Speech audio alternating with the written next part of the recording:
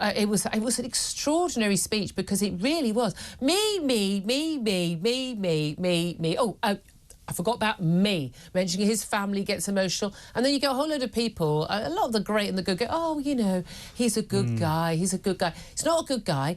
He was a terrible, terrible minister in all of his briefs under Nicola Sturgeon. He's been a terrible First Minister of Scotland. He's pushed this hate crime law against freedom of speech. He's pushed for... He still thinks it's acceptable. If it was up to him, he would still think that a man who rapes 2 women, Isla Bryson, hi if you're watching, or any others, because there are a number of those in Scotland, convicted of that crime, convicted by, you know, their peers, you know, should go to prison. And if they claim, because I've put a wig on and maybe had a boob job, that I'm a woman, that they should be put in a prison cell with vulnerable women behind bars, free to rape those women at will. I'm sorry, this is not a good guy. Not at all. And I think the kind of rewriting of history that's been going on in the past 24 hours is quite sickening. It's also, I don't care if he's a nice bloke person to person. That's not how we judge our politicians. We don't tend to meet our political leaders, the vast majority of us. So while it's fair and good for people in the media to say, I've met him a bunch of times and actually he's quite nice and funny or whatever, is irrelevant. The question is his record, and his record, as you suggest, is horrendous. I mean, the only thing that has really made it its saving grace is how short it was. It only lasted just over a year. Well, couldn't balls too much up. Well, exactly. Well done. But he managed a lot in his own ministerial post, as you said. There's not a job he had in government where he didn't completely mess it up. Everyone knew this. This is why he had more, you know, disparaging nicknames than he did kind of legacies to point to. Yeah, exactly. Humza Yousaf, now Humza the Brief. My favourite tweet yesterday was Chris Rose. Shout out to Chris, very good follow on social media. And he said his new pronouns, has been. Which we should all be very happy about. Yeah. But now I guess the question turns to who's going to replace him. Who knows? It could just be another kind of continuity. Well, it does appear, doesn't it? It really does appear that they're trying to stitch it up for John Swinney, who was, you know, deputy leader previously under Sturgeon, and just basically, you know, one of the Sturgeonites, effectively. And the whole thing is like, the reason why this all fell because no one wanted to give a quarter to Alex Salmond, who, of course, you know, left as First Minister of Scotland and then ousted from the SNP.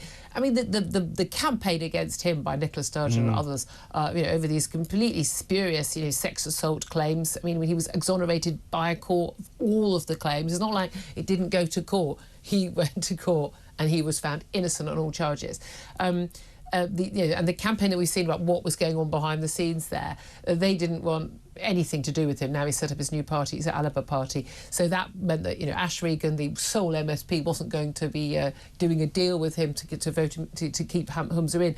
But this is it. So we've got the likes of Kate Forbes, who considered to be much on the sort of, she's Christian, on the conservative side of things. She'd been against gay marriage and things. Well, Humza Yousaf didn't vote for gay marriage. He just didn't turn up that day, so he could keep people in, he would say, his own community happy, you know, but without actually making a moral stance.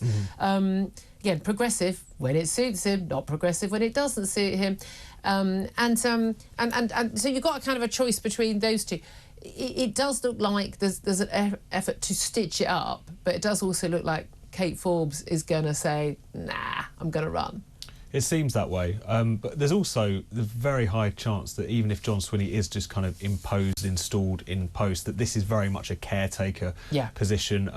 It's the Scottish Greens have already made it absolutely clear that they won't do business with a SNP minority government led by Kate Forbes, because obviously all those social issues which she's quite heretical on amongst Scottish politicians, whether it's the trans issue or what have you, are things that the Greens care quite passionately about. So I imagine John Swinney as well is someone who his first time as leader was written up as a huge failure. He was someone who ruled himself out very quickly about running last time. Seemingly is willing to take the job, the hit, to basically do his duty. But isn't someone for the long term. We haven't got Hollywood Parliament elections for a couple of years, but the election this year in Westminster, we are looking at an extraordinary increase in Labour's vote. I mean, the SNP, you know, a few years ago, literally trouncing everybody else. I mean, taking, you know, more than half the seats. Labour are now set to win 28 Westminster seats on the latest polling by John Curtis.